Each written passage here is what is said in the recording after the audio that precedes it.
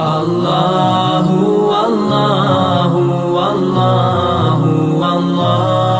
اللہ اللہ۔ لا يتخذ المؤمنون الکافرین اولیاء من دون المؤمنین۔ اب یہاں ایک ایسی چیز بتلائی گئی ہے جس میں تمام انسان ملوث ہے، تمام انسان۔ اللہ نے فرمایا لا يتخذ المؤمنون الکافرین اولیاء من دون المؤمنین، مومنوں کے لیے مناسب نہیں ہے کہ وہ مومنوں کے بجائے کافروں کو دوست بنائے۔ کافر تمہارا دوست کبھی نہیں ہو سکتا، یہ اللہ کہہ رہا ہے، کسی انسان کا کلام نہیں۔ اور مومن کو تنبیہ کر رہا ہے اللہ رب العالمین کہ تمہیں یہ حکم دے رہا اللہ، لا يتخذ المؤمنون الکافرین اولیاء من دون المؤمنین، تمہارے لیے یہ ضروری ہے کہ مومنوں کی دوستی مومن کے بجائے کافر سے کبھی نہیں ہونی چاہیے۔ حقیقی دوستی، حقیقی موالات آپ کافروں سے نہیں کریں، یہ اللہ منع کر رہا ہے۔ ولی مومن اللہ کا دوست ہوتا ہے، اللہ کا دوست تو کافر ہو ہی نہیں سکتا نا۔ تو پھر ایک مومن جب اللہ کا دوست ہے تو پھر ایک مومن کو کافر سے دوستی کیسے کرنی چاہیے؟ اب بتائیں نا، ولی کسے کہا جاتا ہے؟ دوست کو۔ اب دوست مومن اللہ کا ہے، اللہ مومن کا ہے۔ اب یہ دوستی اللہ اور مومن سے ہٹ کر کافر کے ساتھ کیسے شامل کر سکتے ہیں آپ؟ لا يتخذ المؤمنون الکافرین اولیاء من دون المؤمنین۔ چاہے کافر تمہارا باپ ہو، تمہارا بھائی ہو، تمہاری ماں ہو، تمہارا دوست ہو، تمہارا رشتہ دار ہو، تمہارا عزیز ہو، کوئی بھی ہو، اس سے حقیقی دوستی کبھی نہیں ہو سکتی۔ اگر یہ دیکھنا ہے تو سورہ مجادلہ دیکھیں آپ، جہاں اللہ نے کہا یوادون من حاد اللہ ورسولہ ولو کانوا آباءہم او اخوانہم او ازواجہم او عشیرتہم۔ تمہارا باپ ہو، بھائی ہو، بیٹا ہو، بہن ہو، رشتہ دار ہو، کوئی بھی ہو، کافر سے حقیقی دوستی نہیں کی جا سکتی۔ اللہ نے سورہ ممتحنہ میں بھی فرمایا ہاں ان کافروں سے میل جول رکھ سکتے ہو، کاروبار کر سکتے ہو، تجارت کر سکتے ہو۔ کن کافر سے؟ وہ کافر جنہیں تم سے کوئی نفرت نہیں ہے، دشمنی نہیں ہے، تمہیں انہوں نے دین کے لیے ہجرت کرنے پر مجبور نہیں کیا، تمہیں ستایا نہیں ہے۔ ایسے دوست کافروں سے تم موالات رکھ سکتے ہو لیکن حقیقی نہیں۔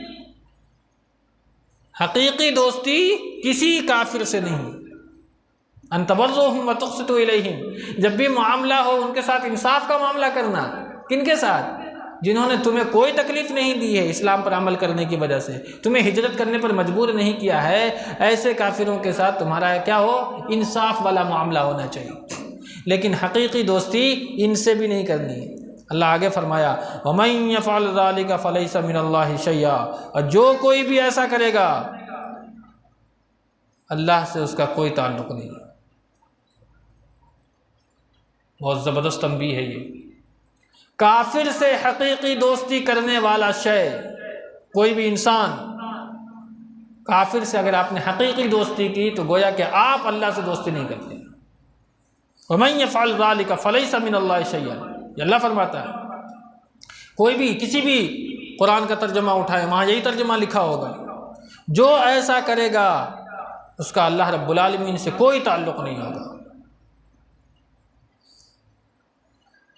إِلَّا أَن تَتَّقُوا مِنْهُمْ تُقَاةً، اب یہاں اللہ کے ذریعے سے کچھ چیزوں کو استثناء کر دیا اللہ رب العالمین۔ کن سے؟ مگر یہ کہ ان کے شر سے بچنا مقصود ہو۔ اب کوئی کافر ہے، اب اس سے ہم کو ڈر ہے کہیں ہمیں مار دے گا، ہمارے بچوں کو تکلیف پہنچائے گا، ہمارے رشتہ داروں کو تکلیف پہنچائے گا، تو ان کے شر سے بچنے کے لیے ظاہری مدارات ہم ان سے رکھ سکتے ہیں لیکن حقیقی نہیں رکھ سکتے۔ ظاہری طور پر ان سے بولنا، چالنا، اٹھنا، بیٹھنا تو ہو سکتا ہے اللہ کے ذریعے سے، الا ان تتقوا منہم تقاہ۔ انہی اللہ کا فائدہ ان شیعوں نے اٹھایا اور ابو بکر صدیق، حضرت عمر فاروق، حضرت عثمان غنی رضی اللہ عنہم اجمعین کے تعلق سے حضرت علی گویا اس نے تو مدح کی، لیکن دراصل یہ علی کی مدح نہیں ہے رضی اللہ عنہ۔ اس نے کہا کہ 24 سال تک یا 26 سال تک حضرت علی نے ان تینوں سے اپنی نفرت کو دل میں چھپائے رکھا، محض اس بنیاد پر کہ ڈر تھا کہ کہیں ان کے شر سے ہمیں کوئی تکلیف نہ پہنچے۔ آپ علی کی تعریف کر رہے ہو یا ان کی توہین کر رہے ہو؟ اسد اللہ و رسولہ، اللہ اور اس کے رسول کا شیر تھا وہ، اور وہ ڈر گیا ابو بکر صدیق سے، عمر فاروق سے، حضرت علی عثمان غنی سے ڈر گیا۔ اب یہ کہہ کر کے تم حضرت علی کی تعریف کر رہے ہو یا توہین کر رہے ہو؟ اس لیے انسان جب اپنی عقل لگاتا ہے تو پھر وہ انسان گھاٹے کا سودا کرتا ہے، اور یہی وہ شے ہے جس کے تعلق سے قرآن کہتا ہے یضل بہ کثیرا ویہدی بہ کثیرا۔ اس قرآن کے ذریعے سے اللہ بہتوں کو ہلاک کر دیتا ہے، بہتوں کو ہدایت سے نواز دیتا ہے۔ اب اس طریقے کی اگر کوئی تشریح کرتا ہے، تفسیر بیان کرتا ہے، تو یہ قرآن اس کے لیے کیا ہے؟ گمراہی کا سبب بن گیا۔ جہاں انسان کو جان کا خدشہ ہو وہاں یہ الا ان تتقوا منہم تقاہ کے تعلق سے اگر کسی نے کہا کفر بکو، اگر نہیں بکو گے تو جان سے مار دیں گے، تب انسان اپنی جان کو بچانے کی خاطر وہاں کفریہ کلمات اگر بول دے تو اس پر اللہ رب العالمین کوئی مواخذہ نہیں کرے گا۔ اس کی ایک مثال ہے،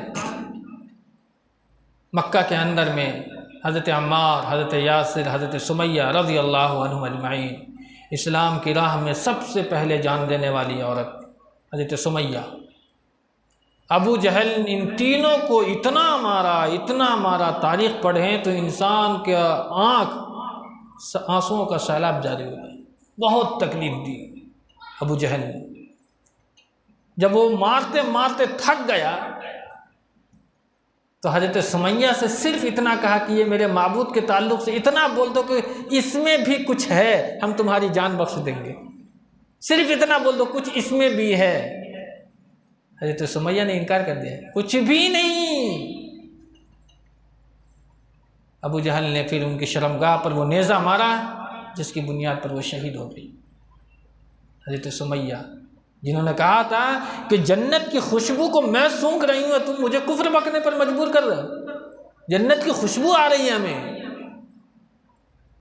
اس کے بعد حضرت یاسر سے کہا، ان کے شوہر سے، تم کچھ بول دو کہ اس معبود میں بھی کچھ ہے۔ اس نے بھی کہا کچھ بھی نہیں ہے۔ وہ پھر اس بدبخت نے ایک سانڈ بلایا، آپ کے ہاتھ کو، آپ کے پاؤں کو، ان کے چاروں پاؤں میں رسی باندھ دی اور ہر طرف سے چیر دیا، ایک پاؤں الگ، دوسرا پاؤں الگ، ایک ہاتھ الگ، دوسرا ہاتھ الگ، جان دے دی، لیکن یہ نہیں کہا کہ اس میں کچھ معبود ہے۔ معبود حقیقی صرف اللہ رب العالمین۔ حضرت عمار رضی اللہ تعالیٰ عنہ نوجوان تھے، انہوں نے اپنی جان بچانے کے لیے اتنا کہہ دیا، اس بدبخت نے ان کی جان بخش دی، چھوڑ دیا، لیکن اس کے بعد زندگی بھر اسی میں پڑے رہے کہ ہم نے کیا کہہ دیا، اپنے آپ کو کھوٹے سے باندھ لیا حضرت عمار نے، اور کہا کہ یہ کھوٹا سے اس وقت تک نہیں کھلے گا عمار جب تک خود محمد رسول اللہ صلی اللہ علیہ وسلم آ کر کے ہمیں کھول نہ دے، نہیں تو میں اسی کھوٹا میں بدھے بدھے اپنی جان دے سکتا ہوں۔ میں نے کیا اپنی زبان سے بک دیا۔ سن 5-6 نبوت کی بات ہے یہ۔ اللہ کے رسول صلی اللہ علیہ وسلم نے خود اپنے ہاتھوں سے ان کے رسی کو کھولا اور کہا کہ اس پر کوئی مواخذہ اللہ رب العالمین نہیں کرے گا تمہارا۔ وَقَلْبُهُ مُطْمَئِنٌ بِالْإِيمَانِ، اگر تمہارا قلب اطمینان بخش تھا ایمان پر، پھر اللہ رب العالمین کوئی تمہارا مواخذہ نہیں کرے گا۔ إِلَّا أَن تَتَّقُوا مِنْهُمْ تُقَاةً میں وہاں انسان کے لیے بچنے کا ایک راستہ ہے۔ کافروں سے اتنی موالات کی ضرورت ہے ظاہری، جہاں جان کے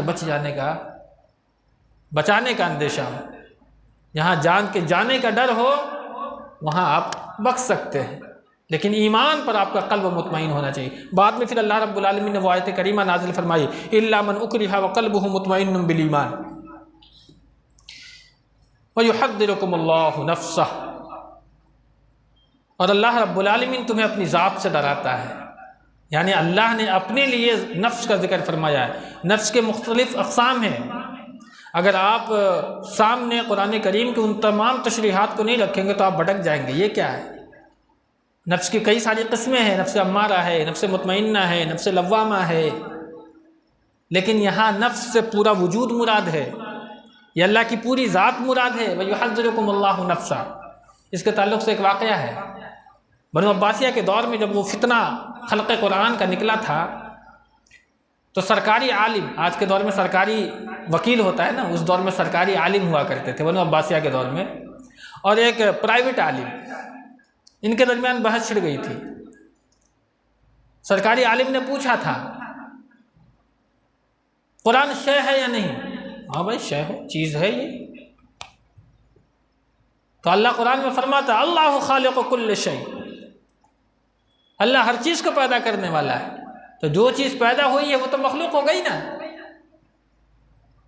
تو جو پرائیویٹ عالم تھے اس نے کہا اچھا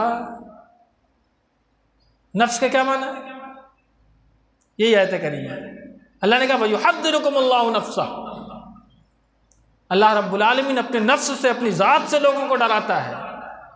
اور دوسرے مقام پر اللہ نے فرمایا کل نفس ذائقۃ الموت، ہر نفس کو موت کا مزہ چکھنا ہے. تنعوذ باللہ من ذالک، کیا اللہ کو بھی موت کا مزہ چکھنا ہے؟ اب وہاں وہ خاموش ہو گیا. یہ قرآن مخلوق نہیں، قرآن تو اللہ کا کلام ہے. قرآن مخلوق کیسے ہو سکتا ہے؟ وہاں دیکھ رہے ہیں یہ الفاظ کے ہیرا پھیری سے انسان کو عقیدہ سے گمراہ کر دیا جاتا ہے. وَيُحَذِّرُكُمُ اللَّهُ نَفْسَهُ وَإِلَى اللَّهِ الْمَصِيرُ. اور تمام کے تمام کو اللہ ہی کی طرف لوٹ کر کے جانا ہے. ہماری تعالیٰ سے دعا رب العالمین ہمیں آپ کو نیک عمل کی توفیق دے. آمین وآخر دعوانا الحمدللہ رب العالمین.